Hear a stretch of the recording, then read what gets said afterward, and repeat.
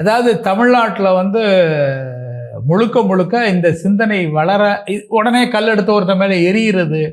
இவன் போய் வீட்டில் கஞ்சி குடிக்கணும். இந்த எரியவன் இருக்கான் பாருங்க, அவன் போய் வீட்டில் கஷ்டப்படணும், கஞ்சி குடிக்கணும், நாளைக்கு பொழப்ப பார்க்கணும். ஆனால் அவனை எப்படி அரசியல்படுத்தியிருக்கு? இதுதான் அரசியல்படுத்துதல். அவனை எப்படி அரசியல்படுத்துகிறாங்கன்னா, வன்முறையாளனாக, தங்களுடைய அடியாட்களாக அந்த அதிகார மட்டத்தில் இருக்கிறவங்க, ஆளும் வர்க்கத்தில் இருக்கிறவங்களோ, எதிரணியாக இருக்கிறவங்களோ, எல்லா அரசியல் கட்சிகளுமே அவங்கள பயன்படுத்துகிறாங்க. அப்போ அடுத்த தலைமுறையும் அப்படி ஆயிடுமோன்ற ஒரு பயமும் இருக்கு. இதுதான் இப்படிதான் நடக்கணும், இது இப்படி பண்றதுதான் கரெக்ட்னு சொல்லி தப்பான விதத்துல வந்து அவங்க இன்ஃப்ளூயன்ஸ் ஆகுறாங்க. இந்த சினிமா வரட்டுங்க, அந்த சினிமா வரட்டும், அது என்ன பேச போதோ பேசட்டும். எனக்கு தெரிஞ்சு பெரிய அரசியல் பேசுற படமாக தெரியல. அது முழுக்க முழுக்க அரசியல் எப்படி பேசுதுன்னா, இவங்க லஞ்சம் வாங்குறாங்க அப்படி, அது ட்ரெய்லர் மேலோட்டமா தான் இருக்கு.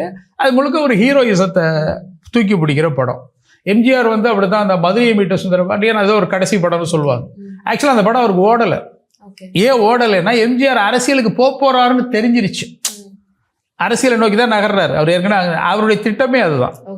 ஒரு திட்டத்திற்காக ஒரு சினிமாவை பயன்படுத்துவதும் பலவீனமாயிட வாய்ப்பும் இருக்கிறது. என்னுடைய சினிமாங்கிறது ஒரு கலைஞனுடைய பார்வையில தான் இருக்கணும். அது எப்போதுமே அரசியல்வாதியோட பார்வையில அது இருக்கக்கூடாது.